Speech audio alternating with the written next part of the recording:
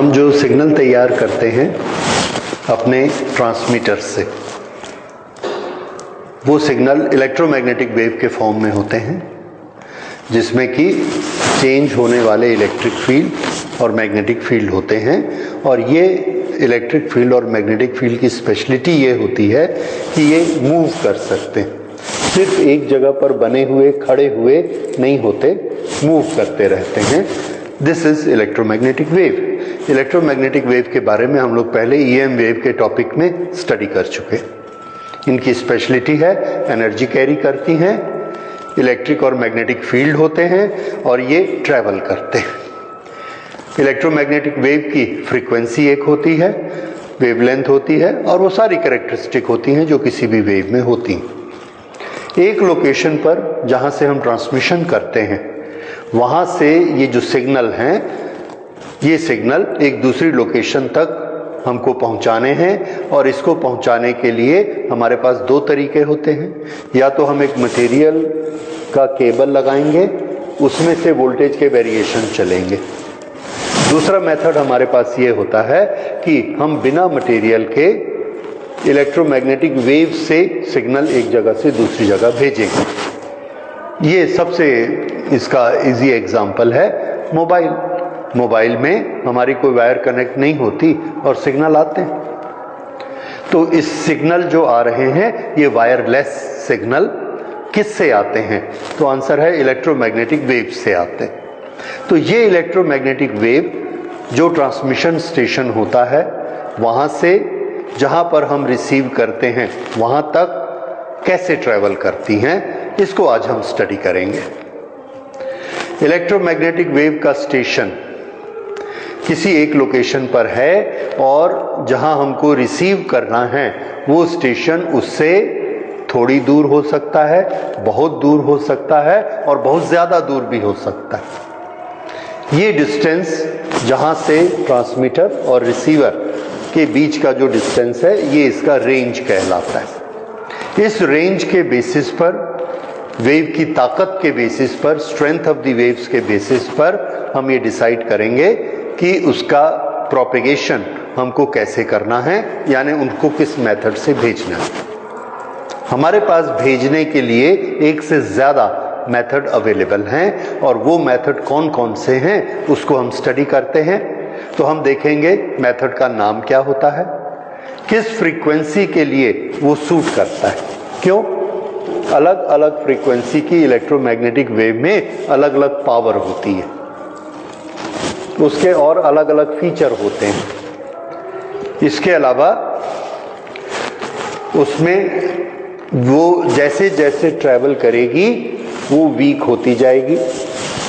ये आपने पहले पढ़ा है कि ट्रैवल करते हुए उसमें वीकनेस आती जाएगी। क्या कहते हैं इसको? यस। तो ये आगे बढ़ती जाएगी और वीक होती चली जाएगी। अब इसके बाद हम पढ़ेंगे कि अगर ऐसा होता है तो हम कौन से मेथड एम्प्लॉय करेंगे। तो पहला प्रोपेगेशन जो हम लेते हैं, that is known as ground wave propagation.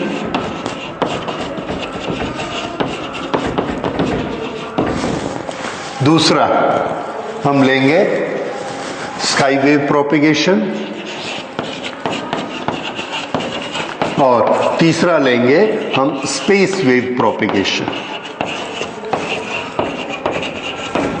इसको आप इस तरह से याद रख सकते हैं कि ये अगर हमारी अर्थ की सरफेस है और यहाँ पर एक ट्रांसमीटर है, ये अर्थ की सरफेस है, उसके ऊपर ये एटमॉस्फेयर है, अर्थ की सरफेस के ऊपर एटमॉस्फेयर की लेयर्स हैं। यहाँ पर हमने एक ट्रांसमीटर लगाया और इस ट्रांसमीटर से कम फ्रीक्वेंसी, हाई फ्रीक्वेंसी और हाई फ्रीक्वेंसी, इस तरह से वेव्स निकलती हैं। हम यहाँ पर एक रिसीवर रखते हैं, देखते हैं यहाँ से वेव्स आ रही हैं और हमारा रिसीवर उसको कैच करता है। ये वाली वेव्स ये अर्थ सरफेस के पैरेलल आती हैं। कुछ ऐसी इसकी स्पेशलिटी होती हैं, इस तरह से ये आ सकती हैं। तो ये वाली जो वेव्स हैं इनको हम कहेंगे ground waves. Ground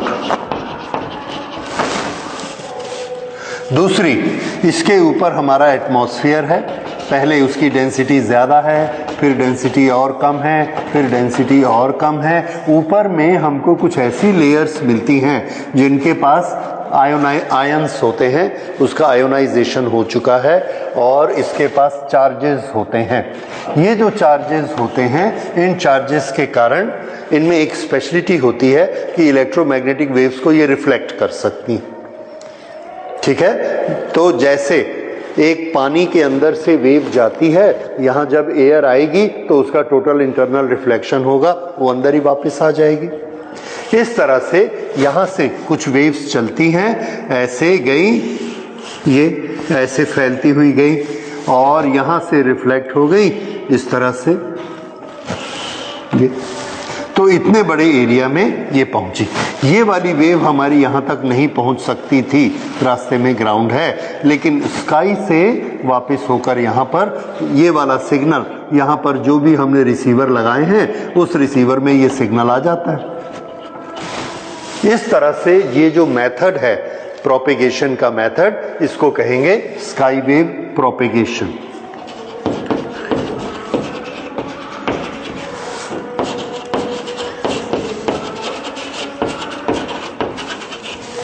sky wave propagation, क्यों? स्काई से वापस आया। तीसरा हमारा एक मेथड होता है, वो अगर हम इससे ज़्यादा फ्रीक्वेंसी यूज़ करते हैं तो उस फ्रीक्वेंसी में इतनी ताकत होती है कि वो इसको पंक्चर कर देता है, ये उसको रिफ्लेक्ट नहीं कर पाती और इसको पंक्चर करके निकल जाएंगी, वापस आएंगी ही नहीं। तो ये जो मेथड है स्काई वेव प्रोपेगेशन का, हाई फ्रीक्वेंसी के लिए रिफ्लेक्ट नहीं कर पाता। तो उसके लिए हमारे पास एक दूसरा मेथड है, उसको हम बोलते हैं लाइन ऑफ साइट मेथड। यानी वो चलती जाएंगी, यहाँ से हमने उसको ऐसे भेजा ये, और ऊपर में एक सैटेलाइट लगा दिया।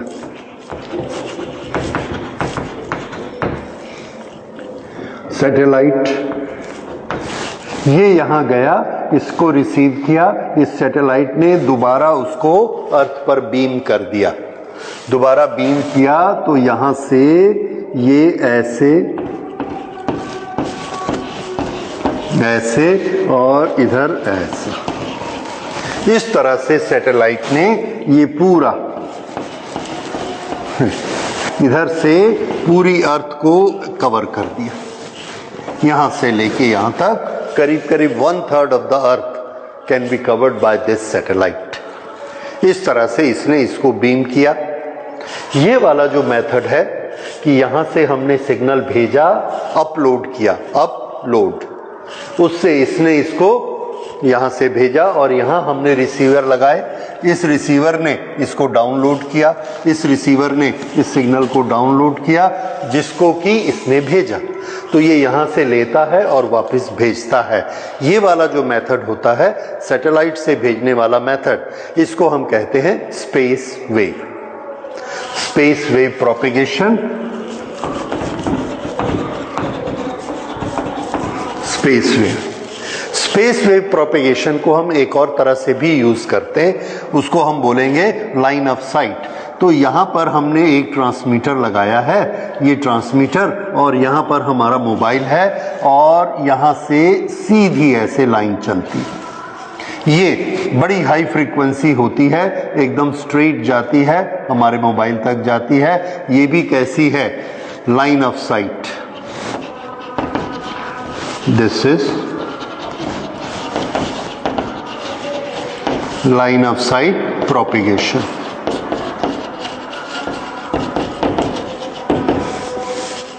Line of site propagation direct जाती है, this is high frequency and this is a part of space wave.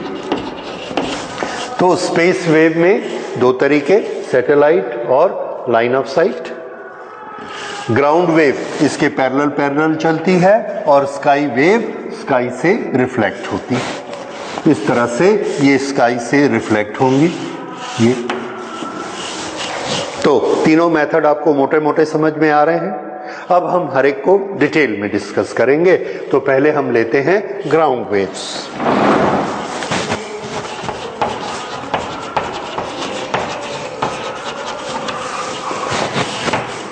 Ground wave propagation, तो ग्राउंड वेव प्रोपिगेशन में सूटेबल फ्रीक्वेंसी,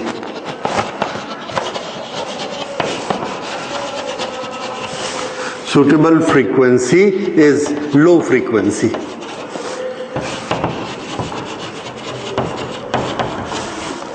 ये लो फ्रीक्वेंसी होती है from few hundred kilohertz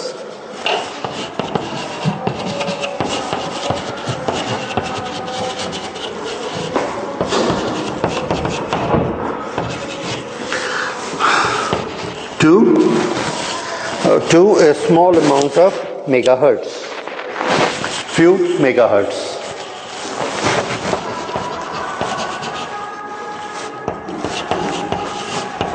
To few megahertz. इस frequency के लिए ये सूट करता है। ओके, इसका मेथड क्या होता है प्रोपेगेशन का? ये अर्थ की सरफेस है, अर्थ की सरफेस पर यहाँ हमने एंटीना लगाया है, इस एंटीना में ट्रांसमीटर का एंटीना है और इस ट्रांसमीटर के एंटीना से ये वेव इस तरह से निकलती है और ये हमारा रिसीविंग एंटीना है, इस रिसीविंग एंटीना तक ये ऐसे पहुँच गई। This is transmitter, this is receiver. इसका ओरिएंटेशन, ऐसे वेव्स वर्टिकल हैं और ये वाली वेव हॉरिजॉन्टल होती हैं, तो ये जो ग्राउंड वेव है these are vertical waves. Okay,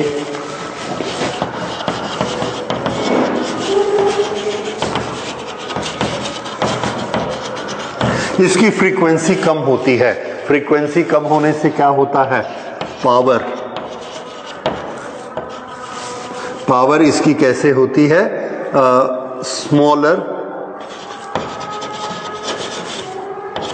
small power होती है, बहुत ज्यादा पावर इसकी नहीं होती। ओके, स्मॉल पावर के लिए हम इसको यूज करते हैं और इसकी वेवलेंथ, फ्रीक्वेंसी कम है तो वेवलेंथ लॉन्गर होगी।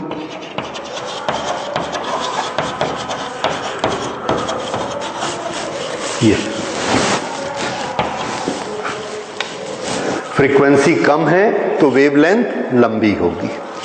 जिस चीज की वेवलेंथ लंबी होती है उसके पास एक प्रॉपर्टी आती है। प्रॉपर्टी ये है, हम लोगों ने एक फिनोमिना पढ़ा था डिफ्रैक्शन। डिफ्रैक्शन के फिनोमिना में ये था कि अगर किसी चीज, एक यहाँ पर ओपनिंग है और यहाँ से वेव फ्रंट ऐसे जाते हैं, तो यहाँ पर सामने जो इसका सेंट्रल ब्राइट बनेगा, ये सेंट्रल ब्राइट यहाँ से लेके यहाँ तक बनेगा, उससे हमको ये पता लगता है कि ये वेव ऐसे मुड़ती है और ये वेव ऐसे मुड़ती है। ये हम लोग कर चुके हैं वेव ऑप्टिक्स में। तो उससे हमको ये पता लगता है कि वेव में मुड़ने की एक ताकत होती है, मुड़ने का एक कैरेक्टरिस्टिक होता है। और ये जो एंगल है, ये जितने एंगल से ये ऐसा मुड़ा, ये एंगल थीटा, ये जो मुड़ने की कैरेक्टरिस्टिक है, ये थीटा किसके बराबर होता है? तो ये थीटा है लैम्डा अपॉन ए के बराबर होता है, जिसमें लैम्डा क्या है? वेवलेंथ, और ए क्या है? ओपनिंग। तो इसमें जो खास नोटिस करने की बात है वो है लैम्डा और थीटा, ये दोनों न्यूमरेटर में है। तो जितना ज्यादा लैम्डा होगा उतना ज्यादा ये ऐसे बेंड करेगी। अगर इससे हम ज्यादा लैम्डा वाली, ज्यादा वेवलेंथ वाली वेव लाएंगे तो वो ऐसे जाएगी, ऐसे। कम वेवलेंथ वाली लाएंगे तो वो सिर्फ इतने में जाएगी। तो ये जो मुड़ने की ताकत है ये लैम्डा से डिसाइड होती है। जितनी वेवलेंथ लंबी लंबी होगी उतनी उसकी मुड़ने की ताकत ज्यादा रहेगी। ठीक है, तो इससे क्या फर्क पड़ता है? इससे फर्क ये पड़ता है कि अगर इस वेव के रास्ते में, ज्यादा लंबी वेव के रास्ते में कोई ऑब्स्ट्रक्शन आता है तो ये वेव ऐसे चलती है और ये ऑब्स्ट्रक्शन है, तो ये क्या करती है? उस ऑब्स्ट्रक्शन को पार करके ऐसे मुड़ जाती है। जहां भी ऑब्स्ट्रक्शन आता है उस ऑब्स्ट्रक्शन को पार करके भी चले जाती है। तो उससे ये होगा कि अगर हमने इस कमरे के बाहर वो वेव लगाई तो उस वेव की वेव ऐसे आएगी, दरवाजे में ओपनिंग मिलेगी, वहां से मुड़ के अंदर आ जाएगी। रास्ते में यहाँ पर जैसे अभी आप देख रहे हैं एक लाउड स्पीकर बज रहा है, यहाँ पर हमने दीवार खड़ी कर दी, कि इधर से इसकी वेव्स इधर मत आए, ये वेव ऐसे जंप करती हैं और आ जाती हैं, हमारे कान में आ जाती हैं, उसकी वेव लेंथ बड़ी है। अगर हम यहाँ से एक लाइट जलाएं और लाइट अभी आपको दिख रही है और यहाँ मैं दीवार खड़ी कर दूं तो लाइट नहीं दिखेगी। उस लाइट को दीवार ने रोक दिया पर उस साउंड को वॉल नहीं रोक सकती। लाइट की वेवलेंथ छोटी है, उसकी वेव ऐसे ऐसे करके चलती हैं, ये ऐसे, ये और पक्का है इससे टकरा जाएंगी, रुक जाएंगी। और ये ऐसे ऐसे चलती है लंबी वेवलेंथ, तो चांस क्या है कि ये इसको ऐसे पार करके चली जाएंगी। तो ऑब्स्ट्रक्शन को पार करना किसके लिए आसान है, बड़ी वेवलेंथ कि छोटी वेवलेंथ? बड़ी वेवलेंथ बड़े बड़े कदम से चलती है, उसको पार कर लेती है। छोटी वेवलेंथ उससे स्ट्राइक कर जाएगी, मुड़ नहीं पाएगी। तो छोटी वेवलेंथ ऐसे मुड़ नहीं पाती है, सीधी जाती है, वो स्ट्राइक कर देगी। तो ये जो वेव हमारी ग्राउंड वेव होती हैं, उसकी फ्रीक्वेंसी कम और उसकी वेवलेंथ ज़्यादा लंबी होती है। तो उसकी प्रॉपर्टी क्या होती है कि वो रेस्ट्रिक्शन को अच्छे से पार कर लेती, बेंडिंग ताकत इसकी ज़्यादा होती है। It can bend round the corners.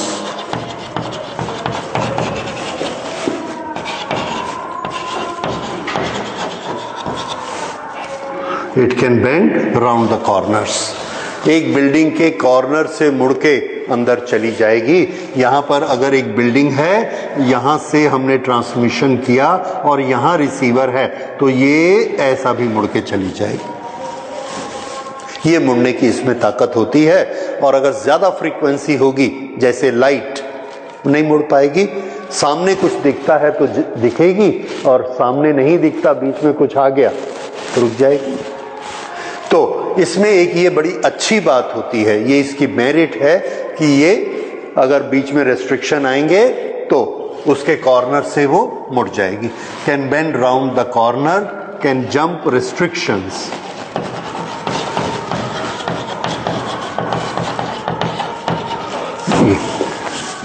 अब दूसरी चीज, जब ये अर्थ के साथ साथ ग्राउंड के ऐसे साथ साथ चलती है तो एक प्रॉब्लम होता है।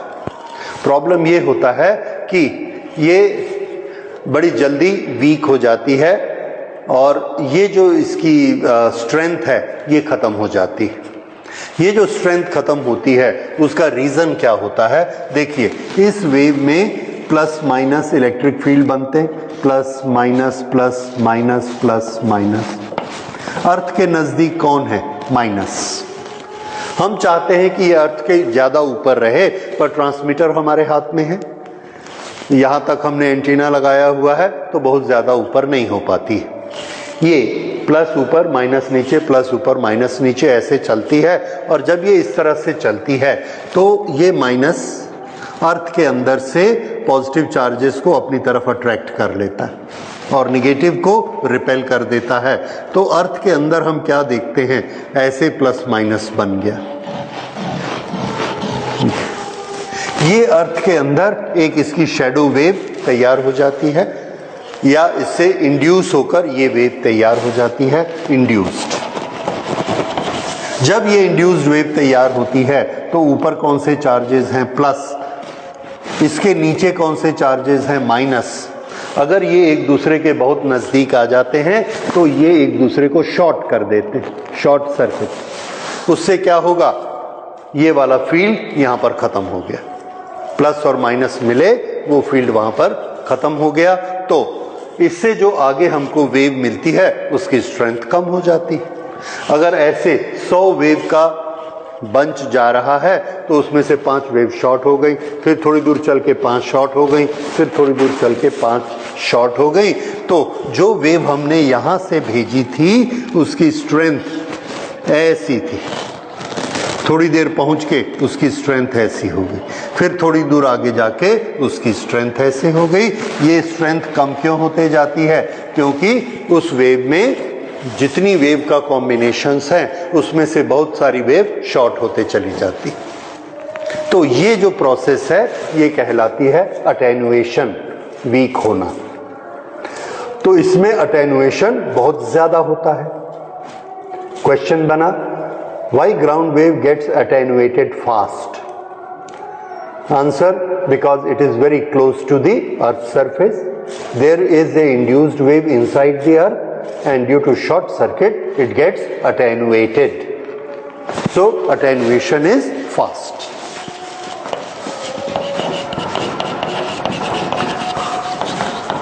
Attenuation large, जल्दी attenuate हो जाती हैं। अब हम ये चाहते हैं कि इसकी पावर ज्यादा हो जाए तो हम इसकी फ्रीक्वेंसी इंक्रीज कर देते हैं। अगर हम इसकी फ्रीक्वेंसी इंक्रीज कर देते हैं तो हमको कोई खास बेनिफिट नहीं मिलता। क्यों नहीं मिलता है बेनिफिट? देखिए, यहां से अगर हम फ्रीक्वेंसी इंक्रीज करेंगे तो ऐसी वेव बनेगी, ये 1 2 3 4 5, ये 1 2 3 4 5 6 7 8 9 10, इतनी दूर में यहां पर ये 10 वेव बन गई, फ्रीक्वेंसी हमने डबल कर दी। लेकिन इससे क्या होता है कि नीचे ये जो माइनस हैं इन सब के नीचे प्लस भी कितने बनेंगे? 10। यहां कितने, यहां से यहां जाने में शॉर्ट सर्किट होने के कितने चांसेस थे? 1 2 3 4 5। यहां शॉर्ट सर्किट होने के कितने चांसेस हैं? 10। तो इसमें शॉर्ट सर्किट होने के ज्यादा चांसेस हैं तो इसका अटेनुएशन ज्यादा हो जाएगा। तो अगर हम फ्रीक्वेंसी बढ़ाते हैं तो कोई बेनिफिट नहीं होता है क्योंकि अटेनुएशन और इंक्रीज हो जाता है। ये बात समझ में आई? So we can not increase the power beyond a certain limit by increasing the frequency because the attenuation will also increase and the power will decrease again. So there is no use increasing a frequency beyond a certain limit. उससे ज्यादा frequency हम नहीं बना पाएंगे, इसलिए इसका use हम कहां करते हैं? Low frequency transmitters. Low frequency transmitters normally हमारे AM ट्रांसमीटर्स जो होते हैं, एम्पलीट्यूड मॉड्यूलेटेड ट्रांसमीटर्स, उसके लिए हम इसे यूज करेंगे। AM transmitters, local transmitters, police transmitters, उन सब में हम इसको यूज किया करेंगे। वॉकी टॉकी उसमें यूज किया करेंगे, ठीक है? वॉकी टॉकी के लिए भी इसे यूज करते हैं। सो this is all about ground wave propagation. अब इस ग्राउंड वेव प्रोपिगेशन को एक बार फीचर फिर से स्टडी कर लीजिए। नंबर 1, इसका नाम क्या है? Ground wave. Why this is ground wave? Because it goes parallel to the ground. Goes parallel to ground. ये तीसरा किसके लिए सूटेबल है? Suitable for frequency, low frequency, few 100 kilohertz to few megahertz. ये इसकी फ्रीक्वेंसी हो गई। चौथा, ये जो है goes parallel to ground, this is the diagram. चौथा, ओरिएंटेशन इसका कैसा होता है? Vertical orientation. उसके कारण, हाँ, ये जो लो फ्रीक्वेंसी होती है, लो फ्रीक्वेंसी में पावर कैसी होती है? Small power, small. वेवलेंथ कैसी होती है? लॉन्गर। और इस लॉन्गर वेवलेंथ के कारण ये क्या कर सकती है? It can bend round the corners. It can bend round the restriction. That is a benefit. Why we cannot increase the power more with increasing the frequency? Because attenuation becomes very large. ये इसकी अगला point आपको याद रखना है। Attenuation is very large. Number 7, इसको हम कहाँ यूज करते हैं? Number 8, AM transmitters, local transmitters and walkie talkie, इसमें हम इसको यूज करेंगे। इस तरह से ये इसके 8 पॉइंट आप याद कर लेंगे। And now you have the complete description of ground wave propagation. Is it clear? तो अब इस ग्राउंड वेव प्रोपेगेशन से हम आगे बढ़ते हैं and we will go for sky wave propagation.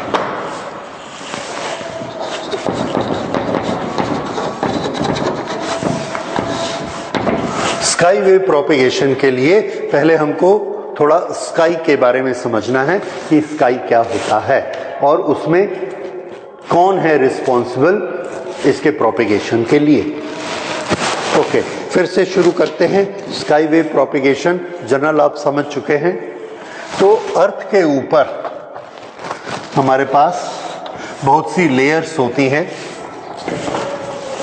सबसे पहले हम डिस्कस करना चाहते हैं एक पर्टिकुलर लेयर जिसको कहते हैं आयनोस्फीयर। तो अर्थ के ऊपर जब हम हाइट पर जाते हैं तो हमको अलग अलग हाइट पर अलग अलग चीजें मिलती हैं। जैसे सबसे पहले तो हमको 10 किलोमीटर तक मिलता है जिसे हम कहेंगे ट्रोपोस्फियर।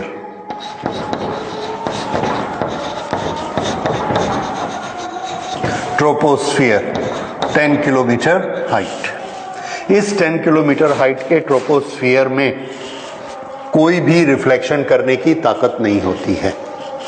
इसके ऊपर जब हम जाएंगे 10 किलोमीटर के बाद तो हमको यहाँ पर आयनोस्फीयर मिलने शुरू हो जाएंगे। ये आयनोस्फीयर,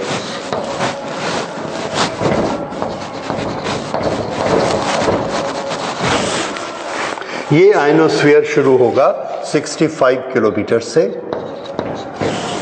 और ऊपर ऊपर चलता चला जाएगा 65 to 75, 65 to 75। ये वाला जो है इसको हम कहते हैं D type of ionosphere. Okay, इसके बाद होता है 100 किलोमीटर तक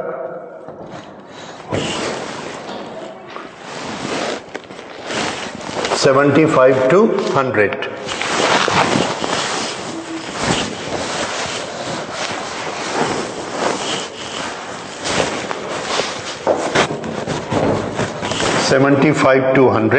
इसको बोलेंगे ई पार्ट ऑफ आयनोस्फीयर।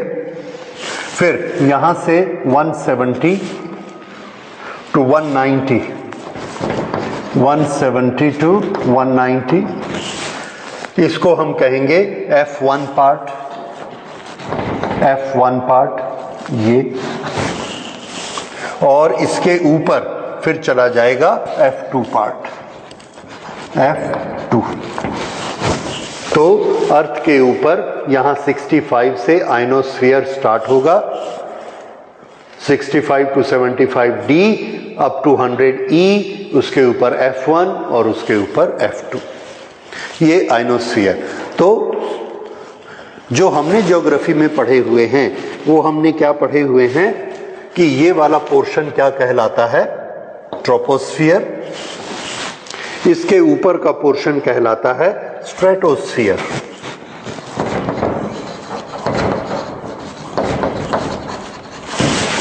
और उसके ऊपर चले जाते हैं, that is known as mesosphere.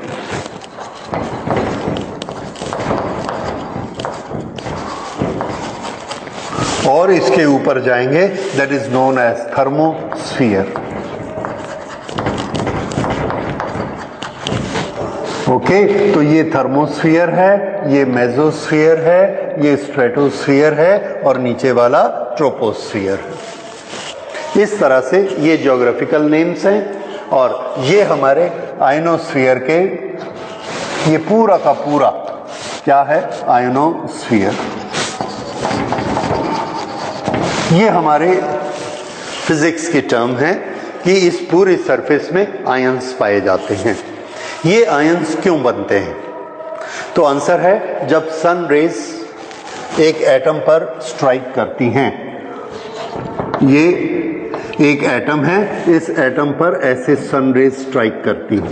जब सन रेज स्ट्राइक करती हैं उनमें बहुत ताकत होती है, पावर होती है। वी हैव ऑलरेडी स्टडीड कि वो रेडिएशन इतना स्ट्रांग होता है कि एटम में जो एक इलेक्ट्रॉन है उसको हिट करेगा, उस इलेक्ट्रॉन को एनर्जी मिलेगी और वो ऑर्बिटल काम छोड़ के वहाँ से बाहर निकल जाएगा। इतनी एनर्जी उसको मिल जाती है जो कि उसकी बाइंडिंग एनर्जी से ज़्यादा होती है। तो ये इलेक्ट्रॉन बाहर निकल गया, तो बाकी जो पोर्शन बचा उसके पास पॉजिटिव चार्ज और इसके पास क्या हो गया, नेगेटिव चार्ज। अब एटमॉस्फेयर में हम देख रहे हैं कि जो पहले एटम के कारण न्यूट्रल चार्ज था हर पार्टिकल में, अब वहां पर हमको चार्ज पार्टिकल मिलते हैं। चार्ज पार्टिकल का मिलना आयंस के कारण होता है। ऐसी लेयर एटमॉस्फेयर की कि जिसमें ये आयंस मिलेंगे, उस लेयर को हम क्या कहेंगे, आयनोस्फीयर। आयनोस्फीयर का कंस्ट्रक्शन समझ में आता है। ये आयनोस्फीयर की डेंसिटी इस पर डिपेंड करती है कि आयंस की डेंसिटी कितनी है, कम आयंस है, ज्यादा आयंस है। कम आयंस और ज्यादा आयंस क्यों होते हैं, ऊपर से सन रेज आ रही हैं और एटम को स्ट्राइक करती है, एक एटम से आयन बन गया। ओके, शुरू में यहां पर टॉप में आयन की डेंसिटी कम होती है। क्यों कम होती है, क्योंकि वहां पर एयर के मॉलिक्यूल्स ही बहुत कम होते हैं। तो रेज आती हैं, सामने कोई उसको मॉलिक्यूल मिला ही नहीं, यहां एक मॉलिक्यूल मिला, फिर दूर दूर तक कोई मॉलिक्यूल नहीं मिला। तो because number of molecules is less, the ions density is less। और नीचे आती हैं रेज, और नीचे आती हैं तो डेंसिटी ज्यादा हो जाती है मॉलिक्यूल्स की। ज्यादा मॉलिक्यूल मिलते हैं तो ज्यादा रेज उनको हिट कर पाती हैं, तो वहां पर आयंस की डेंसिटी ज्यादा होती है। तो सबसे ऊपर आयन की डेंसिटी कैसी है, कम, उसके नीचे आएंगे तो ज्यादा, और उसके नीचे आएंगे तो और ज्यादा। क्यों, क्योंकि मॉलिक्यूल की डेंसिटी, एयर की डेंसिटी इंक्रीज होते जाती है। तो इस एरिया में आते हैं तो हमको डेंसिटी सबसे ज्यादा मिलती है ई पार्ट में। अब उसके बाद और नीचे डी पार्ट में हम देखते हैं कि हमको डेंसिटी कम हो जाती है। फिर अब डेंसिटी कम क्यों हो गई, जबकि किसकी डेंसिटी कम हो गई, आयंस की, जबकि एयर के मॉलिक्यूल्स की डेंसिटी बढ़ जाती है। यहां पर डेंसिटी ज्यादा है, ज्यादा मॉलिक्यूल्स हैं एयर के, पर आयंस कम मिलते हैं, और यहां आकर तो आयंस बिल्कुल नहीं मिलते। तो यहां पर आयंस इसके कंपैरिजन में कम क्यों हो गए। तो आंसर है, ऊपर से जो सन की रेज आती हैं उसमें सभी रेज के पास इतनी एनर्जी नहीं होती कि वो आयोनाइज कर सके। तो 100 रेज ऊपर से आ रही हैं, 100 के पास 100 में से ओनली 50 ऐसी हैं जिनके पास आयोनाइजेशन पावर है। उस 50 में से यहां कंज्यूम हो गई 5, अभी भी 45 बाकी हैं। यहां डेंसिटी बढ़ गई, तो यहां डेंसिटी बढ़ने से उसने 20 खर्च कर दी, फिर यहां आकर 30 और खर्च कर दी, तो उसके टोटल 50 कंज्यूम हो गए। अब यहां पर आया तो यहां गैसेस मॉलिक्यूल तो बहुत हैं, पर वो वाली रेज बची ही नहीं, उसका एम्यूनिशन खत्म हो गया, गोलियां खत्म हो गई। तो जब वो रेज खत्म हो गई जिससे वो आयोनाइज करता था, तो भले मॉलिक्यूल्स आ जाएं उसको आयोनाइज नहीं कर पाएगा। अब वो सारी रेज खत्म हो गई, नीचे पहुंचा तो यहां पर बहुत से मॉलिक्यूल्स हैं, सबको वो रेज हिट करती हैं, पर अब उनके पास वो पावर नहीं है। जिनके पास ज्यादा पावर थी उन्होंने यहां यहां यहां कंज्यूम कर दी। तो यहां की लेयर अब हमको कैसी मिलेगी, विदाउट आयंस। इसलिए नीचे के पोर्शन में आयोनाइजेशन नहीं मिलता है। ठीक है, तो आयोनाइजेशन की डेंसिटी कैसी होगी, सबसे ज्यादा आयोनाइजेशन कहां पर मिलेगा, तो आंसर है सेंटर में मिलेगा। ऊपर में आयोनाइजेशन क्यों कम है, because the number of atoms were less. नीचे में आयोनाइजेशन क्यों है, because number of rays reaching are less. भले नीचे एटम्स ज्यादा हैं पर रेज कम आ रही हैं, इसलिए उसके पास भी आयोनाइजेशन कम होता है। ये रीजन समझ में आ गया। तो आयोनाइजेशन पूरे आयनोस्फीयर में कहां मैक्सिमम होता है, एट द सेंट्रल लेयर। ये आयोनाइजेशन इस तरह से होता है। इसी तरह से ये जो आयोनाइजेशन है अलग अलग तरह की लेयर्स को रिफ्लेक्ट करता रहता है। तो ऊपर से सबसे ऊपर वाला ये VHF को रिफ्लेक्ट कर सकता है, और उसके नीचे ये लोअर फ्रीक्वेंसी को भी रिफ्लेक्ट करते हैं और मीडियम फ्रीक्वेंसी को भी रिफ्लेक्ट करते हैं, रिफ्लेक्टेड। उसके बाद ये HF को रिफ्लेक्ट कर सकता है क्योंकि यहां पर डेंसिटी बहुत ज्यादा है। HF reflected partially allowed, partially allowed. Okay, इसके पास डेंसिटी इतनी ज्यादा होती है कि ये HF को हाई फ्रीक्वेंसी को रिफ्लेक्ट कर सकता है। वेरी हाई फ्रीक्वेंसी को नहीं, सिर्फ हाई फ्रीक्वेंसी को। वेरी हाई फ्रीक्वेंसी में इतनी ताकत होती है कि वो निकल जाती है पार करके। इस तरह से ये यहाँ से इतनी फ्रीक्वेंसी रिफ्लेक्ट होते चली जाती, ऊपर से इससे, ये वाली इससे, ये वाली इससे, ये वाली ऐसे। ओके, तो इस तरह से ये सब लेयर्स ऐसे रिफ्लेक्शन करती हैं। तो यहां से जो वेव, इलेक्ट्रोमैग्नेटिक वेव ऐसे जाएगी, ये उसकी फ्रीक्वेंसी के अनुसार, हाई फ्रीक्वेंसी है ये रिफ्लेक्ट कर देगी, हाई फ्रीक्वेंसी को ये भी रिफ्लेक्ट कर सकती है। उसके बाद आयनोस्फीयर वीक पड़ना शुरू हो गया तो ये लो फ्रीक्वेंसी, मीडियम फ्रीक्वेंसी दोनों को रिफ्लेक्ट कर सकता है, हाई फ्रीक्वेंसी को नहीं कर पाता है। हाँ, यहां पर आयंस कुछ ऐसे होते हैं कि वेरी हाई फ्रीक्वेंसी को ये रिफ्लेक्ट कर सकते हैं, लेकिन मोस्टली यहां से वेव्स निकल जाती हैं। तो जब फ्रीक्वेंसी बहुत ज्यादा हाई होती है तो वो रिफ्लेक्ट नहीं हो पाती और यहां से ऐसे रिफ्लेक्ट होती है। कम फ्रीक्वेंसी है यहां से, और ज्यादा फ्रीक्वेंसी है, थोड़ा सा पेनिट्रेट ज्यादा करेगी यहां से, और ज्यादा फ्रीक्वेंसी है तो यहां से पेनिट्रेट करेगी। तो ये वाली फ्रीक्वेंसी, अगर फ्रीक्वेंसी 1 है, ये फ्रीक्वेंसी 2 है, ये फ्रीक्वेंसी 3 है, तो इनमें से हायर फ्रीक्वेंसी कौन सी है? कौन सी है? ज्यादा फ्रीक्वेंसी ज्यादा ऊपर तक पेनिट्रेट करेगी और फिर रिफ्लेक्ट होगी, तो कौन सी है higher? nu3 is a higher frequency, so nu3 is higher than nu2 is higher than nu1। ये अब यहां से अगर हम रेंज काउंट करेंगे तो ये वाला रेंज R1 है, ये वाला रेंज R2 है, ये वाला रेंज R3 है, तो ये रेंज R3, तो ये वाला रेंज R2, ये वाला range R1, so R3 is larger than R2 is larger than R1। इस तरह से अगर हम फ्रीक्वेंसी को बढ़ाते जाएंगे तो उसका रेंज हमको बड़ा मिलता जाएगा, क्योंकि उसका रिफ्लेक्शन और ऊपर से होगा, नीचे से क्यों नहीं होगा? नीचे का आयनोस्फीयर वीक, उसके ऊपर का और स्ट्रांग, उसके ऊपर का और स्ट्रांग। हाई फ्रीक्वेंसी जाएगी, वीक वाले को रिफ्लेक्ट नहीं हो पाएगी, इसको पंक्चर कर देगी। ऊपर ज्यादा स्ट्रांग आयनोस्फीयर मिलेगा, वो उसको रिफ्लेक्ट करेगा। उसके ऊपर और ज्यादा स्ट्रांग मिलेगा तो और ज्यादा हायर फ्रीक्वेंसी को करेगा, जो कि नीचे को पंक्चर करके आ रही। इस तरह से higher the frequency, higher is the ionosphere which will reflect it. ये बात समझ में आ गई? इसलिए क्या होगा, उसका रेंज बढ़ता चला जाएगा। Is this point clear?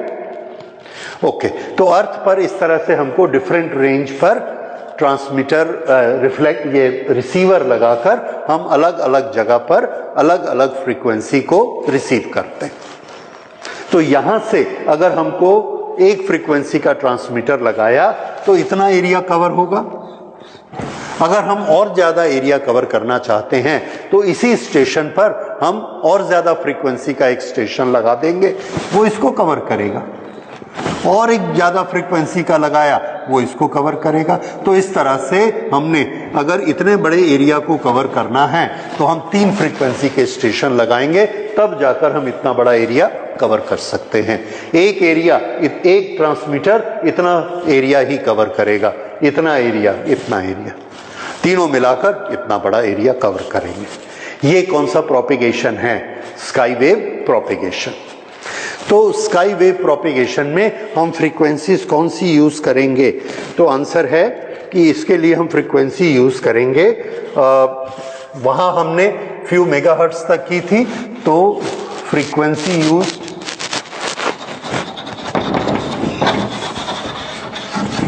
Few megahertz, यानी 10 से ऊपर, more than 10, few megahertz to 30 megahertz. ये 10 to 30 वाला जो रेंज है, इस फ्रीक्वेंसी के लिए कौन सा प्रोपेगेशन सूटेबल है? Sky wave. इसको हम ग्राउंड वेव से क्यों नहीं भेजेंगे? क्योंकि फ्रीक्वेंसी बहुत हाई है और बड़ी जल्दी अटेनुएट हो जाएगा। थोड़ी सी दूर जाएगा, अटेनुएट हो जाएगा, इसकी ताकत खत्म हो जाएगी और इतना दूर तो कभी भी नहीं जाएगा। यहां से यहां तक चला जाएगा, यहां से यहां तक चला जाएगा, बस। और ज्यादा दूर हमको सिग्नल भेजने हैं तो ऐसा ऊपर से आना पड़ेगा। जितना ऐसा ऊपर से आएंगे उतनी ज्यादा दूर सिग्नल पहुंचेगा। और ऊपर से आने के लिए फ्रीक्वेंसी कैसी चाहिए? हाई फ्रीक्वेंसी चाहिए। क्यों? क्योंकि इतनी दूर जाना है तो उस फ्रीक्वेंसी में इतनी स्ट्रेंथ होनी चाहिए, इतनी पावर होनी चाहिए कि वो बिना अटेनुएट हुए, बिना कमजोर हुए, इतना ट्रेवल करने के बाद यहां पहुंच जाए। लो फ्रीक्वेंसी होगी तो उसकी पावर भी कम होगी, यहां जाते जाते जाते उसकी पावर खत्म हो जाएगी, हमारा रिसीवर रिसीव ही नहीं कर पाएगा। समझ में आया? इसीलिए फ्रीक्वेंसी को हमको हाई करना है ताकि पावर ज्यादा हो, लेकिन हाई में ग्राउंड में वो ज्यादा रेंज नहीं ले पाएगा, इसलिए हमको स्काई वेव से भेजना है। हाई में भी हम बहुत ज्यादा हाई नहीं कर सकते, इतनी पावर हो जाएगी कि वो आइनोस्फीयर उसको रिफ्लेक्ट नहीं कर पाएगा और वो वेव इसको पंक्चर करके निकल जाएगी। इसका मतलब है एक लिमिट से ज्यादा हाई नहीं कर सकते और एक लिमिट से नीचे लो भी नहीं कर सकते, नहीं तो पहुंचेगी नहीं। तो वो लिमिट्स क्या हैं? वो लिमिट्स ये हैं, कम से कम हमको कितना लेना चाहिए? 10 मेगाहर्ट्ज के ऊपर, और ज्यादा से ज्यादा कितना ले सकते हैं? 30 मेगाहर्ट्ज और उसके नीचे। ये काम में आते हैं हमारे स्काई वेव प्रोपेगेशन के लिए। तो जितनी इस फ्रीक्वेंसी की मशीनें होती हैं, ट्रांसमीटर्स होते हैं, उस सब के लिए हम स्काई वेव प्रोपेगेशन यूज करेंगे। तो फ्रीक्वेंसी यूज ये हो गया, transmitter aimed towards sky,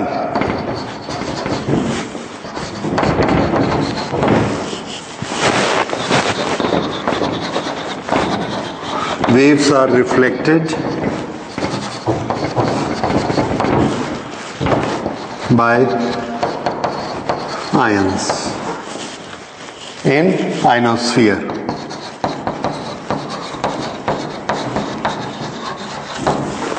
Reflected by ions in ionosphere.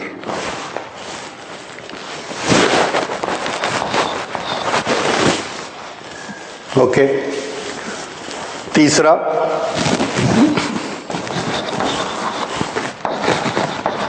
the range become very large compared to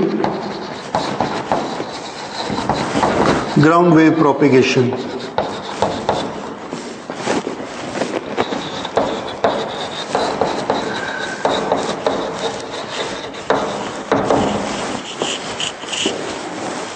अगर रेंज को हमको टारगेट करना है तो हम टारगेट कर सकते हैं, क्योंकि हम जानते हैं कौन सी वेव कहां से रिफ्लेक्ट होती है।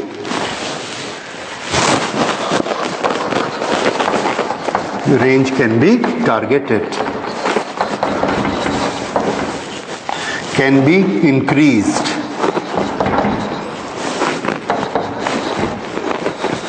by multiple transmitters.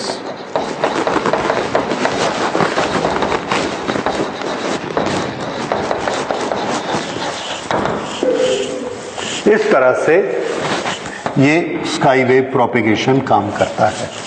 अब चूंकि ये अर्थ के पैरेलल नहीं जा रहा है तो इसलिए इसमें अटेनुएशन नहीं होता, क्योंकि इसमें इंड्यूस्ड वेव्स नहीं बनती, अर्थ के काफी ऊपर है, सो नो इंड्यूस्ड वेव्स। इसको हम कहाँ यूज करते हैं? Again used for AM stations,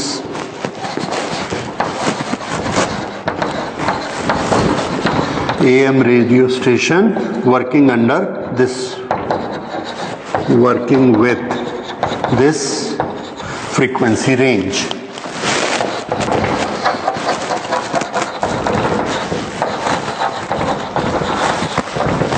Working with this frequency range. ठीक है, तो ये होता है स्काई वेव प्रोपेगेशन। सारे फीचर अब आपको इसके समझ में आ गए। रिफ्लेक्शन और रिफ्लेक्शन के लिए कौन रिस्पॉन्सिबल है, कौन सा फ्रीक्वेंसी रेंज यूज करना है, रिफ्लेक्शन किसके कारण होता है, आयनोस्फीयर क्या होता है, आयनोस्फीयर की थिकनेस कैसी होती है, कहां पर आयनोस्फीयर ज्यादा कंसंट्रेटेड होता है, आयनोस्फीयर बनता ही क्यों है, कॉस्मिक रेज के कारण एटमॉस्फेयर ये आयनोस्फीयर बनता है। All these things are now clear to you. So this is all about sky wave propagation. इस तरह से इलेक्ट्रोमैग्नेटिक वेव एक लोकेशन से दूसरी लोकेशन तक पहुंच जाती हैं और ये लोकेशन उससे काफी दूर होती है, many kilometres, few hundred few thousand kilometres वहां तक ये पहुंच सकती हैं। तो ये इसका रेंज होता है, this is sky wave propagation. उसके बाद एक छोटी सी चीज और कि इसकी लिमिटेशंस होती हैं। ऐसा क्या है जो ये नहीं कर सकती,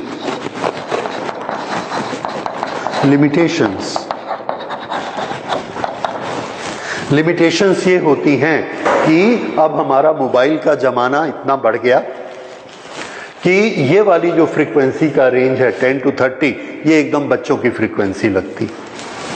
अब हम बहुत ज्यादा फ्रीक्वेंसी रेंज पर काम करते हैं और ये फ्रीक्वेंसी में जितने हमारे एप्लीकेशंस हैं पूरे नहीं आते। हमको रेडियो चलाने हैं, हमको टीवी चलाने हैं, हमको मोबाइल चलाना है और हमको सैटेलाइट से और बहुत सारे सिग्नल भेजने हैं, वेदर के सिग्नल भेजने हैं, स्कूल की एजुकेशन के सिग्नल्स भेजने हैं, मिलिट्री के सिग्नल्स भेजने हैं, बहुत सारे काम करने और उसके लिए हमको बहुत बड़ा स्पेक्ट्रम चाहिए। ये छोटा सा स्पेक्ट्रम 20 मेगाहर्ट्ज का हमारा काम नहीं कर सकता। तो अगर हम ज्यादा फ्रीक्वेंसी के सिग्नल यूज करेंगे तो ये तो उसको भेजेगा ही नहीं ऊपर, इससे बाहर निकल जाएगा, इसके अंदर हमको बैंडविड्थ नहीं मिलेगी। तो हमको ज्यादा फ्रीक्वेंसी अगर यूज करनी है तो ज्यादा फ्रीक्वेंसी में ये रिफ्लेक्ट नहीं कर पाता, उसको पंक्चर करके फ्रीक्वेंसी बाहर चली जाएगी। इसलिए इसका यूज बहुत लिमिटेड है because of the low bandwidth. So that is the limitation 10 to 30 megahertz is very small bandwidth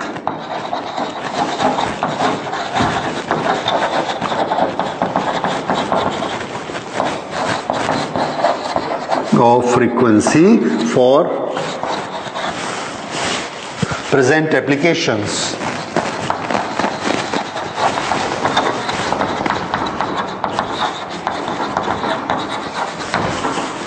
Higher frequency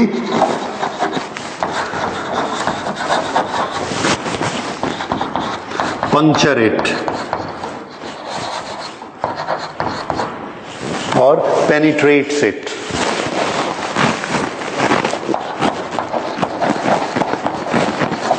Penetrate, cannot be reflected.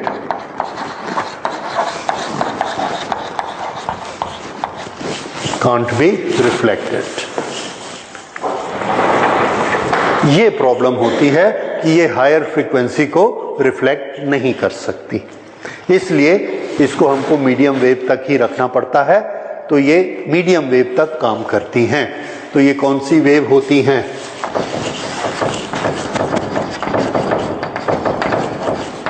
Medium wave. Medium wave, हाँ, शॉर्ट वेव भी use करते हैं इसको।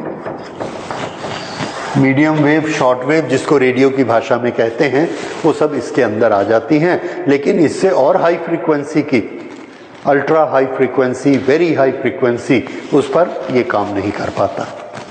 ठीक है, उसको रिफ्लेक्ट नहीं कर सकता, वो ज्यादा पावरफुल होती हैं।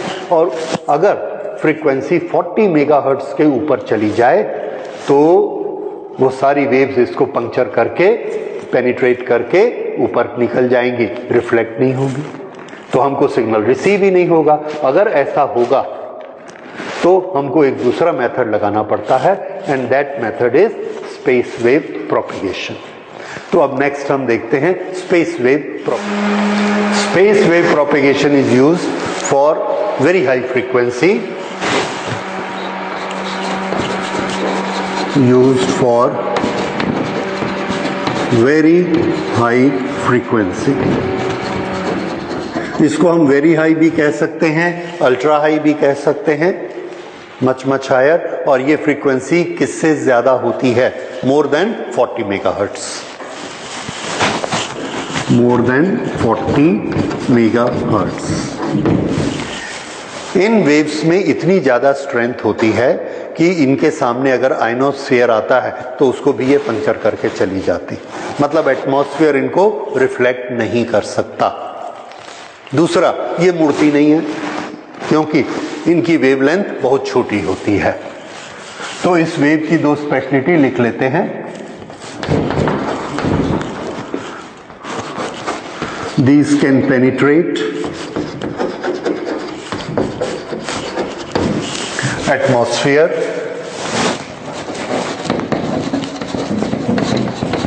this can penetrate atmosphere, ionosphere more efficiently,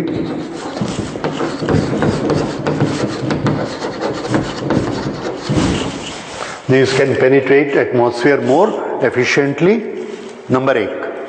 number दो, due to high frequency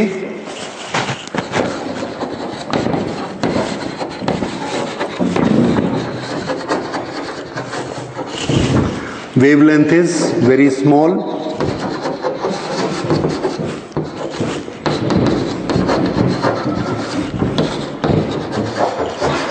wavelength is very small, therefore they do not bend much, therefore they do not spread, therefore they do not spread much।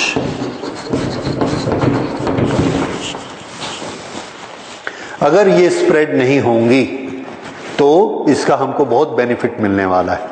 किस तरह से? देखिए, यहां से जो wave चलती हैं ऐसे, यहां पर हमने एक रिफ्लेक्टर लगाया, ये जो रिफ्लेक्टर है इसको रिफ्लेक्ट करेगा, ये रिफ्लेक्टर है, ये ट्रांसमीटर है और यहां पर रिसीवर है।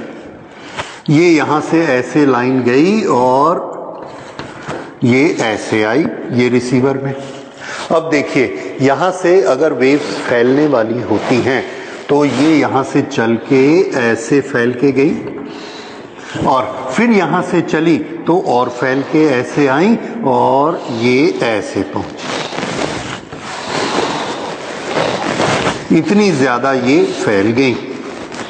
तो यहां देखिए, 1 मीटर में ये 1 मीटर में इसकी सारी पावर थी और यहां पर ये पावर 1 2 3 4 5 इतने मीटर में स्प्रेड हो गई। ये हमने ट्रांसमीटर लगाया है, ये 1 मीटर का ट्रांसमीटर है, ये भी 1 मीटर का एंटीना है। इसको ये पूरी पावर मिली क्या? नहीं मिली, क्योंकि ये पूरी की पूरी पावर यहां से लेके यहां तक इसमें फैल गई है।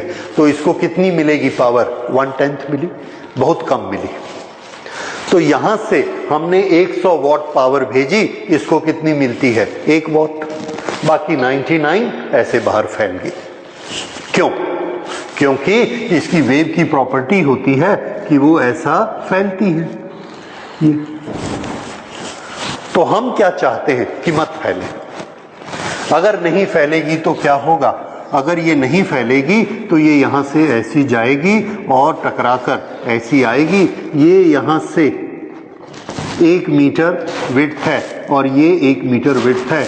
इसको हमने 100 वॉट पावर दी और ये रिसीवर हमारा पूरा 100 वॉट रिसीव कर लेता है। ये एक बड़ा अच्छा तरीका है। कैसी वेव हमको यूज करनी चाहिए? जो मत फैले। फैलने की प्रॉपर्टी किसमें ज्यादा होती है? जिसकी वेवलेंथ कम होती है, सॉरी, जिसकी वेवलेंथ ज्यादा है वो उतनी ज़्यादा फैलती है। थीटा के लिए फिर से मैं याद दिलाता हूँ, थीटा इन डिफ्रैक्शन का फॉर्मूला क्या होता है, लैम्डा अपॉन ए। जिसके पास जितनी ज़्यादा लैम्डा होगी उतना थीटा उसका ज़्यादा होगा, जितना कम लैम्डा होगा उतना कम मुड़ेगी। और लैम्डा कम होने का क्या मतलब है, फ्रीक्वेंसी हाई। तो जितनी हाई फ्रीक्वेंसी की होगी उतना उसके मुड़ने की टेंडेंसी कम होगी। इसलिए अगर हाई फ्रीक्वेंसी है, ये वाली अल्ट्रा हाई फ्रीक्वेंसी है, तो वो ऐसे जाएगी, और ये कैसी है, लो फ्रीक्वेंसी, ये ऐसे जाएगी। इसलिए किस फ्रीक्वेंसी पे हमको ज्यादा पावर मिलेगी बीम की, अल्ट्रा हाई फ्रीक्वेंसी पे ज्यादा पावर मिलेगी। समझ आया? ये रीजन होता है कि ज्यादा हाई फ्रीक्वेंसी पे, एक तो ज्यादा हाई फ्रीक्वेंसी के पास पावर ज्यादा होती है, क्योंकि हमको मालूम है एनर्जी का फॉर्मूला क्या होता है, एनर्जी का फॉर्मूला होता है एच न्यू। जितनी फ्रीक्वेंसी ज्यादा उतनी एनर्जी ज्यादा। दूसरा, जितनी फ्रीक्वेंसी ज्यादा उतनी उसकी वेवलेंथ कम, और जितनी वेवलेंथ कम उतना कम स्प्रेड होगी, कंसंट्रेट करेगी सीधा, स्प्रेड कम होगी। इसलिए हमको ज्यादा पावर मिलेगी। तो ज्यादा पावर लेके कौन सी वेव चलेगी, जिसकी फ्रीक्वेंसी ज्यादा है। ये समझ में आ गई बात? अब ये जो हाई फ्रीक्वेंसी है, इसमें मुड़ने की ताकत बिल्कुल नहीं। अगर इसके रास्ते में कोई ऑब्स्ट्रक्शन आ गया तो ये उससे टकराएगी, डिस्ट्रॉय हो जाएगी, फैल के ऐसा निकलेगी नहीं, नहीं हो पाएगा। ये इसका लिमिटेशन है। ठीक है, with this limitation we work for it. और दो तरह से हम इसको यूज करते हैं, एक ग्राउंड पर और एक सैटेलाइट पर। दोनों चीजें हम स्टडी करते हैं। पहले ground transmission. Okay, very high frequency, do not spread much. अब इसमें हम देखते हैं इसका ग्राउंड ट्रांसमिशन कैसे होता है। इसका ग्राउंड पर जो हम ट्रांसमिशन करते हैं, that is known as line of sight transmission. LOS का मतलब line of sight. Line of sight का मतलब है कि अगर यहां पर हमने एक एंटीना लगाया है, ये एंटीना एक यहां पर लगाया है और दूसरा एंटीना हमने यहां पर लगाया है, और यहां से वेव भेजी हैं, ये ऐसे चली गई। यहां पर हम खड़े होते हैं, हमारी नजर यहां तक जाती है, ये एंटीना हमको दिखता नहीं है।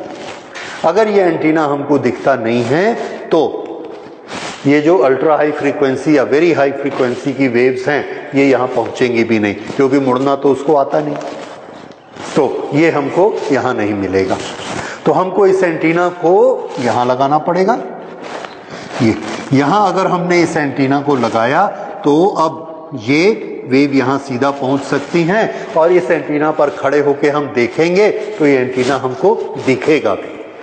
तो जब दिखना शुरू हो जाता है एंटीना, तो उस पर वेव्स भी पहुंचेंगी। इसका मतलब ये किस लाइन पर है, वो एंटीना हमारी साइट की लाइन पर है। तो दोनों एंटीना कैसे होने चाहिए, लाइन ऑफ साइट पर होने चाहिए। ठीक है, ये लाइन ऑफ साइट मतलब उसके बीच में ज्यादा रेस्ट्रिक्शन नहीं होने चाहिए। हमारे जो मोबाइल होते हैं और जो हमारे मोबाइल स्टेशन होते हैं, वो हमको थोड़ी थोड़ी दूर पर ही लगाने पड़ते हैं, ताकि वहां से डायरेक्ट रेज हमारे मोबाइल में आ जाएं। अगर हम ज्यादा दूर चले जाते हैं, आउट ऑफ रेंज हो जाते हैं। तो ये लाइन ऑफ साइट के कारण होता है।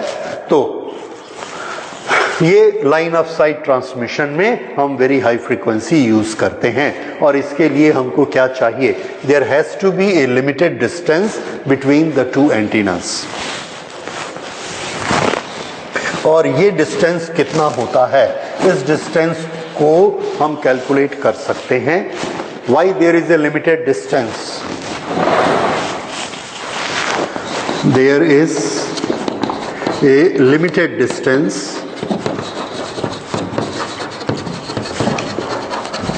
between two antennas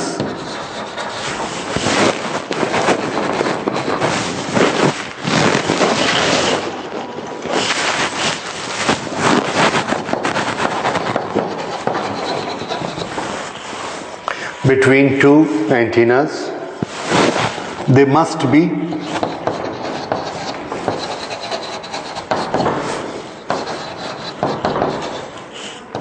in one line. They must be in one line without restriction between them.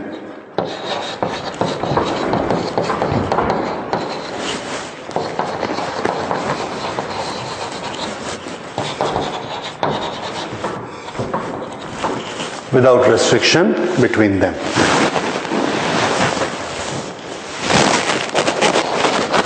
Due to curvature of Earth,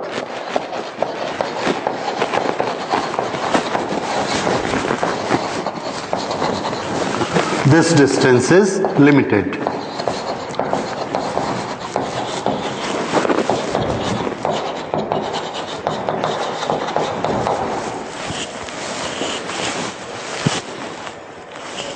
okay, तो ये अर्थ का कर्वेचर है। यहां पर हमने एक एंटीना लगाया छोटा सा। अर्थ का रेडियस, ये अर्थ का रेडियस है आर। ओके, इस एंटीना से जो वेव्स निकलेंगी उसके सामने हमारा मोबाइल कहां तक होना चाहिए? तो आंसर है, यहां से हमने एक टेंजेंट बनाई और वो टेंजेंट ऐसी गई। इसका मतलब हम यहां पर हैं तो यहां से ऐसे मिल जाएगा सिग्नल, यहां पर हैं तो सिग्नल मिलेगा, यहां पर हैं तो सिग्नल मिलेगा, पर अगर हम यहां हैं तो सिग्नल नहीं मिलेगा। ये बात समझ में आ रही है?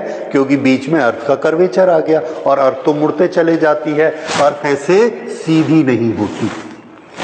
चूंकि अर्थ ऐसे सीधी नहीं है इसलिए हम यहाँ खड़े नहीं हो सकते, हम इधर चले जाते हैं और नीचे चले जाते हैं, तो इसके इधर अगर हम जाते हैं तो हमको सिग्नल नहीं मिलता है।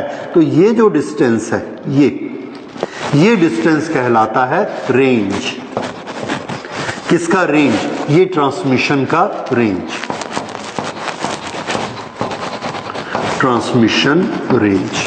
और ये वाली रेज ऐसे सीधी चली जाती, ये वेव्स ऐसे जा रही। अगर हम इसको अर्थ से पकड़ते हैं तो यहां पर, यहां पर, यहां पर, यहां पर सब जगह ये हमको मिलेंगी, यहां पर नहीं मिलेंगी। इसी को हम क्या कहते हैं? आउट ऑफ रेंज हो जाना। अगर हम यहां से दूर चले गए तो हम आउट ऑफ रेंज हो गए। समझ आया?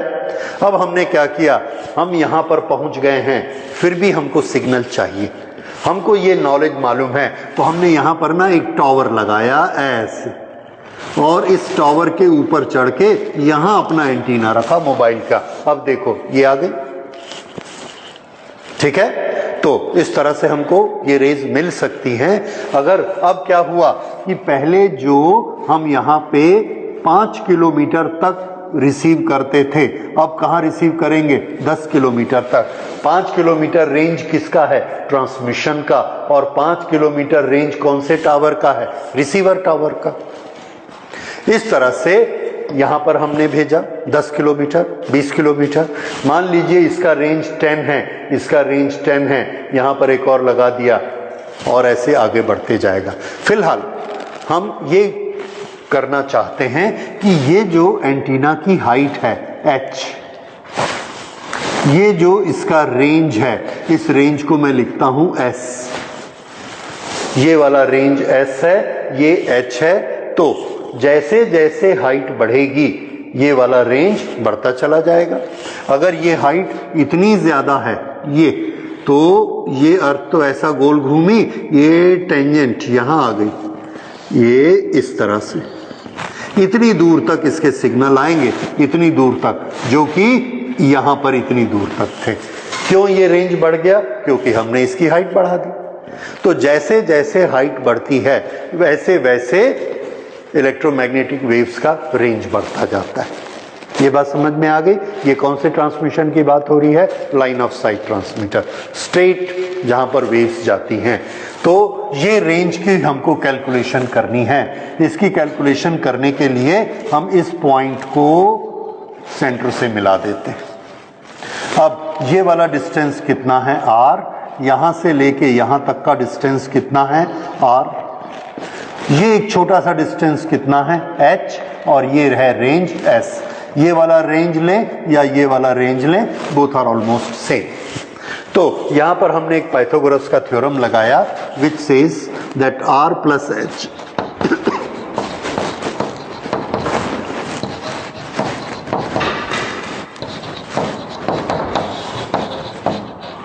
Plus 2h r square, sorry r plus h square is equal to ये वाली साइड, ये साइड, ये this square is equal to this square plus this square. तो r प्लस h का square is equal to s square plus यहाँ से लेके यहाँ तक क्या है r square, s square plus r square. Okay, हमको s की वैल्यू चाहिए। इस r प्लस h को हमने एक्सपेंड किया,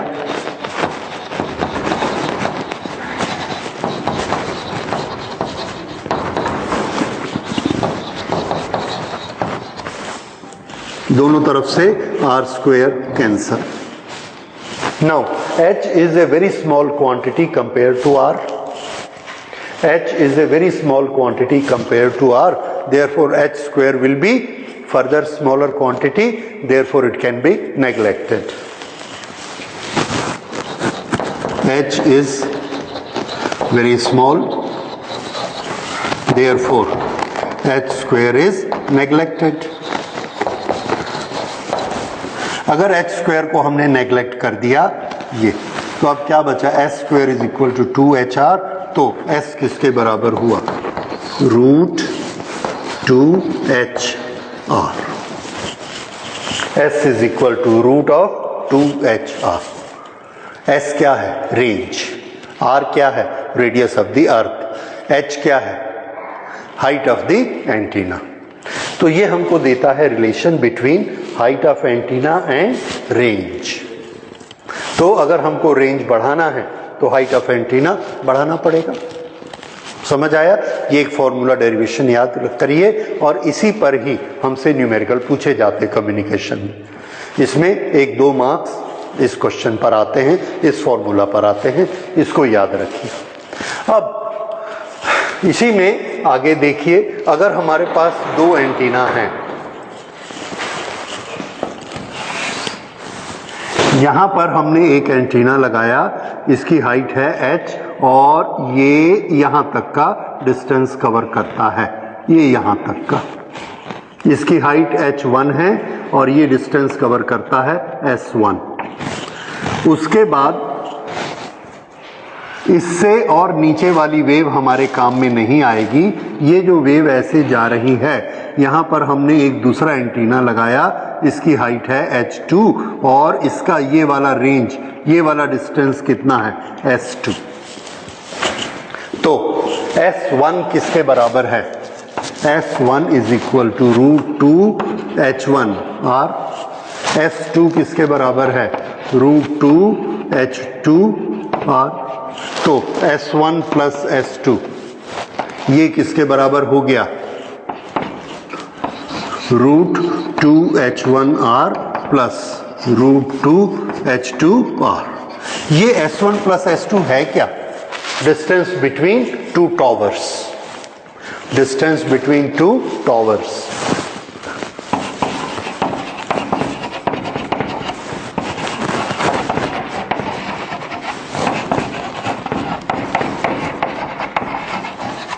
तो डिस्टेंस बिटवीन 2 टॉवर्स का फॉर्मूला ये रहा, इसको नोट कर लीजिए, ठीक है। तो इस तरह से डिस्टेंस बिटवीन 2 टॉवर्स इससे डिसाइड करके निकाला जाएगा। अब इसके सिग्नल यहां तक पहुंच गए, यहां पर हमने लगाया ट्रांसमीटर, यहां पर लगाया रिसीवर, इसके सिग्नल यहां तक पहुंच गए। अब उसके बाद हम क्या करते हैं, इसको और आगे भेजना है, तो फिर यहां से ये यहां एक टावर लगा दिया, ये H3, तो इसका डिस्टेंस अब हमको मालूम है, इसका डिस्टेंस कितना हो जाएगा, S2 plus S3, this is equal to √2H2R plus √2H3R, ये इसका डिस्टेंस हो गया। इस तरह से यहाँ का सिग्नल यहाँ, यहाँ का सिग्नल यहाँ, यहाँ का सिग्नल आगे, पूरी अर्थ पे हम सिग्नल ऐसे भेज सकते हैं। अब ये वाले सिग्नल यहाँ जाते हैं, फिर रिपीट होते हैं, फिर रिपीट होते हैं, तो ये सब क्या कहलाते हैं, रिपीटर स्टेशंस।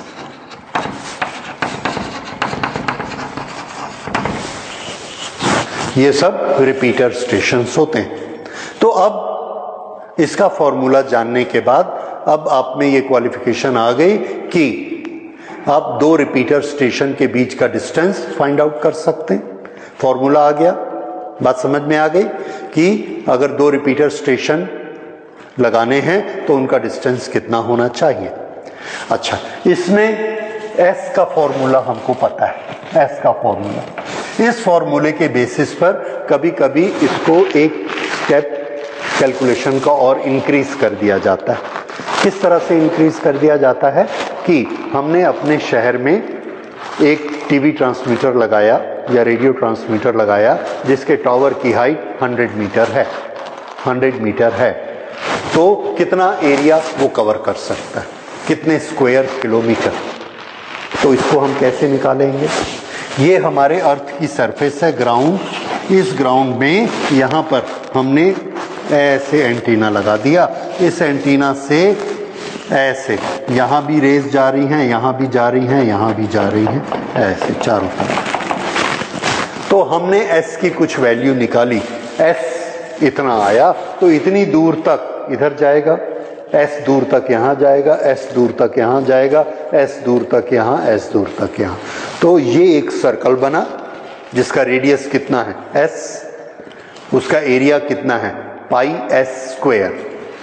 उतने एरिया पर ये वेव्स जाती हैं, उसके बाद बाहर निकल जाती हैं, ये S एरिया तक जाती हैं, फिर बाहर निकल जाती हैं। पर ये S एक तरफ नहीं है, इधर भी, इधर भी, इधर भी, इधर भी, तो ये पूरा एरिया कवर होगा और वो एरिया कितना होगा पाई S square. So area covered is always, area covered by one antenna of height h is area is equal to pi s square।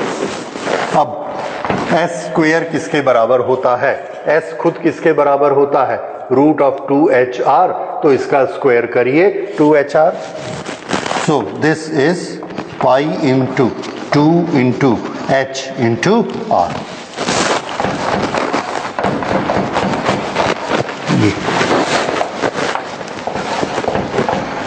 ये कौन सा एरिया है जिस एरिया को ट्रांसमिशन कवर करेगा, तो 2 पाई r तो कांस्टेंट है, 2 is a constant, pi is a constant, radius of earth is a constant. हमको सिर्फ किससे मल्टीप्लाई करते जाना है h से मल्टीप्लाई करो, एरिया निकल आएगा।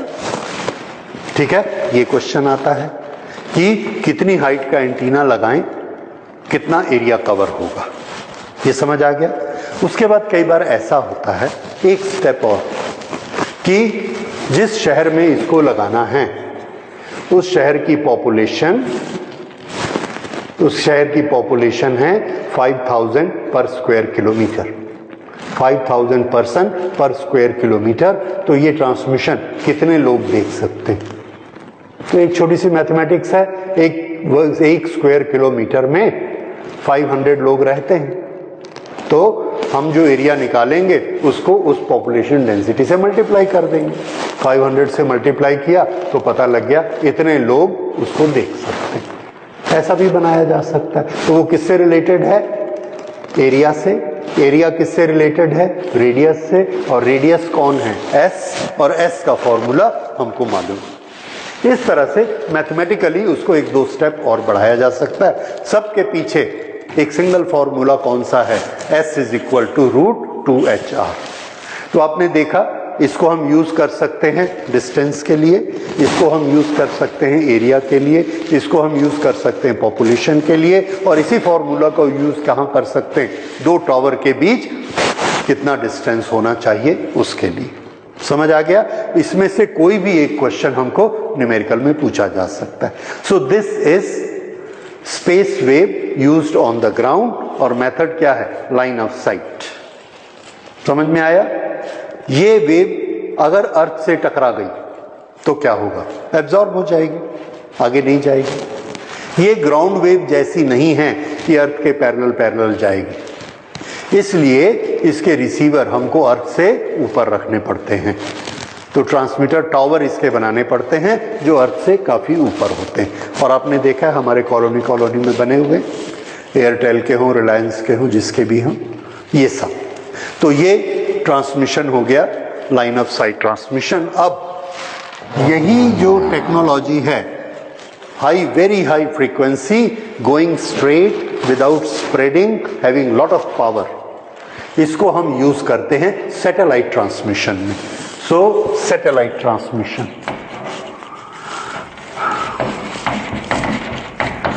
Satellite transmission,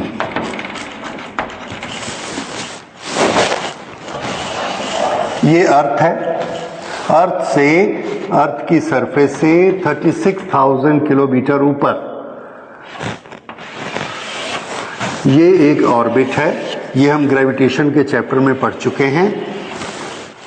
this is geo stationery orbit, 36,000 kilometre height पे।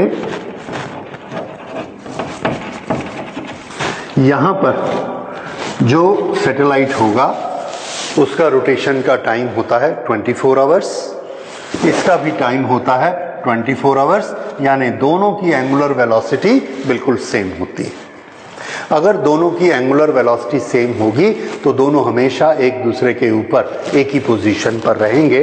तो अर्थ के कंपैरिजन में इसकी पोजीशन हमेशा स्टेशनरी होती है, इसलिए इसका नाम क्या, जियो स्टेशनरी। जियो मीन्स अर्थ, अर्थ के कंपैरिजन में stationary, so this is geo stationery.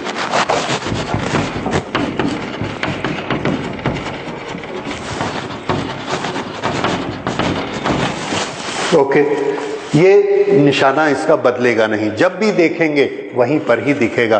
तो हमने क्या किया, जहां पर ये दिखता है उसके निशाने पर यहां से हमने एक ट्रांसमीटर लगा दिया, और ये ट्रांसमीटर ऐसे कहीं से भी, यहां से जहां से भी, इस पर हमने सिग्नल भेजने शुरू कर दिए अल्ट्रा हाई फ्रीक्वेंसी के। वो फैलेगा नहीं, बिना फैले ऐसे स्ट्रेट बीम चली जाएगी और वो बीम जाके उसको स्ट्राइक करेगी। यहां पर हमने एक रिसीवर लगा दिया, इस रिसीवर ने इसको रिसीव किया और ये सिग्नल यहां पहुंच गए। ये प्रोसेस कहलाती है अप लिंकिंग। क्या है इस प्रोसेस का नाम, अप लिंकिंग। यहां से सिग्नल भेजे हमने, अपलिंक हो गए। जिस फ्रीक्वेंसी पर भेजते हैं उसका नाम है अपलिंकिंग फ्रीक्वेंसी। जब ये इसको मिलते हैं, ये उसको रिसीव करता है, उसको फिर से फिल्टर करता है, उसके रास्ते में जो नॉइज आ गया होगा उसको फिल्टर करता है, उसके बाद उसको एम्पलीफाई करता है। एम्पलीफाई करके फिर उसकी फ्रीक्वेंसी चेंज करता है, फ्रीक्वेंसी चेंज करके फिर से उसको ट्रांसमिट कर देता है। तो यहां पर क्या क्या काम होते हैं अपलिंकिंग के बाद, receive, filter, amplify, receive, filter, amplify and transmission.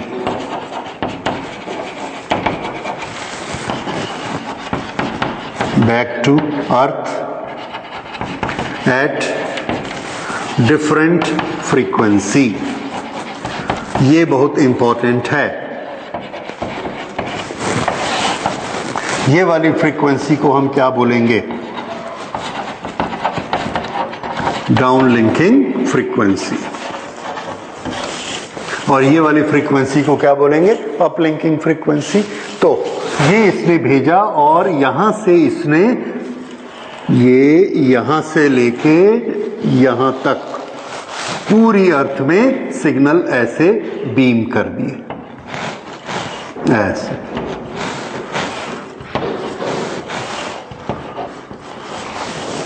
इस तरह से ये यहां से बीम कर रहा है। हमने तो एक ही भेजा था, उसने ऐसा पूरा बीम कर दिया। तो यहां पर जो आदमी रहता है उसने अपने घर में एंटीना ऐसा लगाया, इसका सिग्नल मिल गया। यहाँ रहने वाले ने एंटीना लगाया, इसको मिल गया, यहाँ वाले को भी मिल गया, यहाँ वाले को भी मिल गया। तो इतनी बड़ी अर्थ, ऑलमोस्ट 1/3 ऑफ अर्थ पे जितने लोग थे सब के सबको ये सिग्नल मिल गया। इतना बड़ा रेंज ये कवर करता है। ये कौन सा कम्युनिकेशन है? Satellite communication. तो सबसे बड़ा रेंज कवर करने वाला कौन सा कम्युनिकेशन? Satellite communication. समझ आया? तो स्काई वेव में छोटा रेंज कवर होता है, ग्राउंड वेव में उससे छोटा होता है, सैटेलाइट में सबसे बड़ा रेंज कवर होता है। ऑलमोस्ट 1/3 ऑफ द अर्थ इसमें कवर हो जाती है। ये space wave propagation. Space wave propagation में कौन सा? Satellite propagation. इस तरह से इसमें ये काम होते हैं, अपलिंकिंग और उसके बाद डाउनलिंकिंग। ये प्रोसेस अपलिंक है, ये वाली अप, और ये वाली प्रोसेस कौन सी है? डाउन लिंकिंग, जिसको हम क्या कहते हैं? अपलोड करना, डाउनलोड करना। ठीक है, ये है अपलोड और डाउनलोड। तो ये वाला कम्युनिकेशन है सैटेलाइट। अब इसकी पोजीशन तो सैटेलाइट की अर्थ के रिस्पेक्ट में नहीं बदलती। अर्थ घूमती है, सैटेलाइट भी साथ में घूमता है, इसलिए उसकी पोजीशन स्टेशनरी रहती है। इसलिए ये 24 घंटा काम करते रहते हैं। हाँ, अगर इसके बीच में कोई ऑब्स्ट्रक्शन आ गया, घने बादल आ गए जिसके पास बहुत ज्यादा आयंस हैं, तो इलेक्ट्रोमैग्नेटिक वेव कई बार पार नहीं कर पाती। हमारे टीवी में सिग्नल आ जाता है, ड्यू टू रेन्स और clouds the signal is disturbed. ये मैसेज आता है, हो सकता है ऐसा आता होगा। उसी तरह से अगर और कोई मैग्नेटिक इफेक्ट आ जाए, इलेक्ट्रिकल इफेक्ट आ जाए, तो इसमें टेम्परेरी डिस्टर्बेंसेस आते रहते हैं। ओके, तो ये होता है सैटेलाइट कम्युनिकेशन। सैटेलाइट कम्युनिकेशन किस फ्रीक्वेंसी के लिए है? This is for very very high frequency, more than 40 megahertz. इसको हम लोग और बल्कि 40 से ही नहीं और ज्यादा हाई फ्रीक्वेंसी के लिए इसको यूज किया करते हैं। ठीक है, तो अल्ट्रा हाई और उसके ऊपर जितने भी रहते हैं सबके लिए इसको यूज करेंगे। अब ये जो है इसमें एक और चीज आ सकती है which is known as global transmission. लेकिन ग्लोबल ट्रांसमिशन कोई मेथड ऑफ प्रोपेगेशन नहीं है। मेथड ऑफ प्रोपेगेशन 3 ही होते: ग्राउंड के पैरेलल चलना, स्काई से रिफ्लेक्ट होना, या सैटेलाइट से जाके रिफ्लेक्ट होना। ये तीनों चीजें आप समझ चुके हैं। हाँ, पूरी दुनिया में अगर हमने सिग्नल पहुंचाना है, जैसे ये आप दिख रहा है कि यहाँ पर एक ओलंपिक मैच चल रहा है और यहाँ से उसका ट्रांसमिशन हुआ, इसने यहाँ से यहाँ तक को भेजा, तो क्या ये आदमी ओलंपिक मैच नहीं देख पाएगा? तो आंसर है उसका अरेंजमेंट हमने किया। कैसे किया कि ये एक सैटेलाइट के साथ 2 और सैटेलाइट भी हमने स्पेस में छोड़े। वो सैटेलाइट इससे 120 डिग्री पर हैं। ये एक यहाँ पर है और एक यहाँ पर है। तो यहाँ से जो सिग्नल यहाँ गया, तो इसने क्या किया? खुद तो ऐसा बीम किया, उसके साथ ही इसने एक सिग्नल इसको भेजा और यहाँ से एक सिग्नल इसने इसको भेज दिया। ये इन दोनों को मैसेज मिल गया, सिग्नल मिल गए। इन दोनों ने फिर से वही काम किया, filter, amplify, change the frequency and transmit. इसने यहाँ से इसको ट्रांसमिट किया और यहाँ तक की अर्थ को इसने कवर कर दिया, यहाँ से लेके यहाँ तक ये सब इससे कवर हो गया। इसने भी वही काम किया, receive the signal, filter, amplify, change the frequency, transmit. और ये इसने ट्रांसमिट किया, ये यहाँ से लेके यहाँ तक, ऐसे यहाँ तक।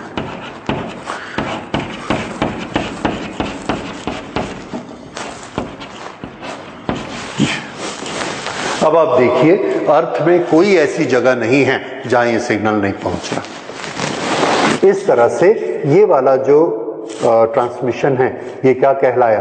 Global transmission. इस तरह से ग्लोबल ट्रांसमिशन किए जाते हैं। कम से कम कितने सैटेलाइट चाहिए? 3। So with help of 3 satellite we can transmit any message all over the earth. This is global transmission with help of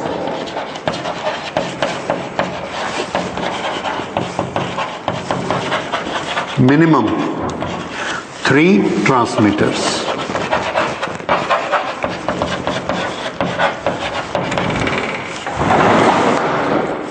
इस तरह से किया जा सकता है। ओके, तो ये स्पेस कम्युनिकेशन हो गया। यही सैटेलाइट के बेसिस पर हम एक और काम करते हैं which is very advanced, and that is GPS system, global positioning system.